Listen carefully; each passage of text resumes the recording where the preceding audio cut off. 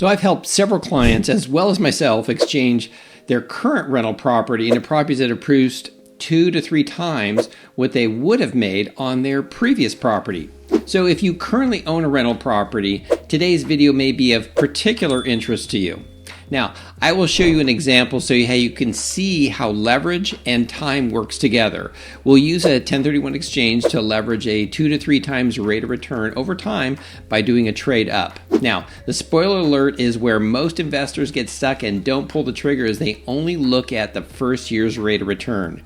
And that's a costly mistake.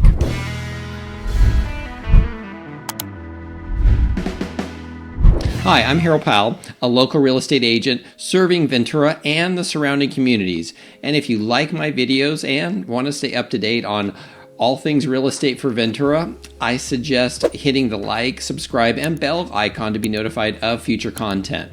So let's discuss the ideal property situation for the exchange. I will say in general, the greater the equity situation, the greater the potential increase on your current property. Now, that being said, ideally a property with 50% or more equity will create a worthwhile increase over time. Also, the property you exchange into will have an impact on the potential increase. The one area that some investors get tripped up with is the difference between good and bad debt. Some investors assume that all debt is bad, but there is a difference between good and bad debt. Good debt actually helps produce income. Bad debt, such as consumer debt, increases a negative cash flow situation and negative consequences. So in general, debt can either magnify the problem or also magnify the rate of return. So in the example, I will show you, I will use a property that is actually free and clear and trade into a larger property using debt to increase the cash flow and rate of return over time. The second area that investors often don't look at or consider is the rate of return over time. When you use leverage, it's best to apply it and look at it over a 5 to 10 year period. The 1031 exchange itself is pretty straightforward. If an owner has a rental property they currently own, they can sell that property, and if they reinvest the proceeds into a replacement property, there's no immediate tax consequence to that particular transaction. They can defer any capital gains associated with that sale. The other benefit is you can start a new depreciation schedule on a more expensive property, which means a greater tax write-off.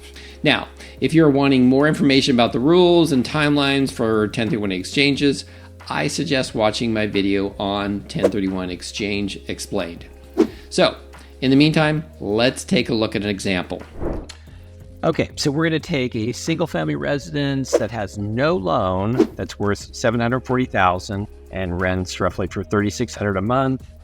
And you can see after taxes, insurance, gardening, maintenance and repairs, property management, it nets, it costs them about $1,000, so it nets about $2,600 a month.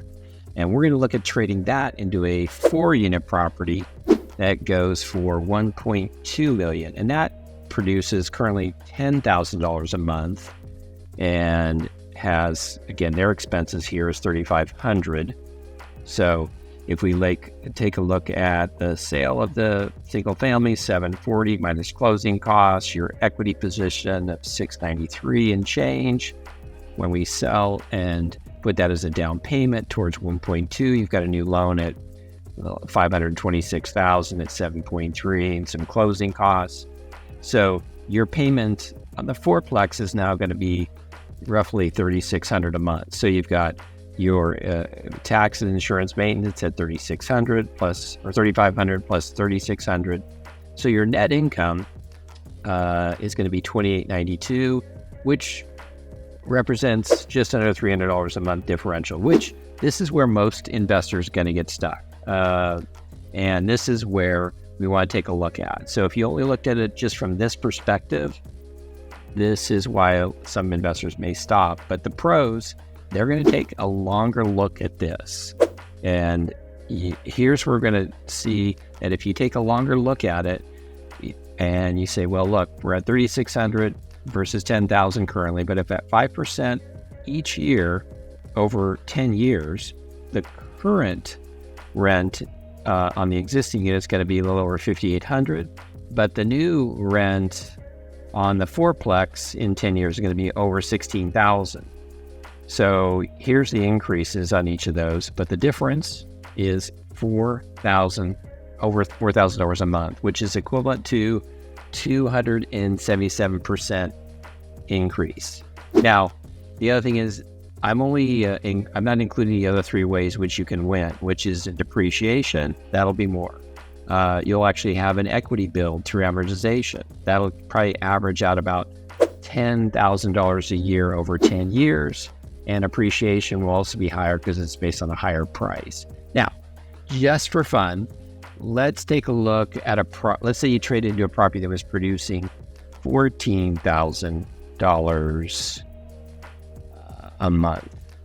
So that would result in over a $6,500 a month increase in 10 years, which would be a 388% increase. Pretty amazing.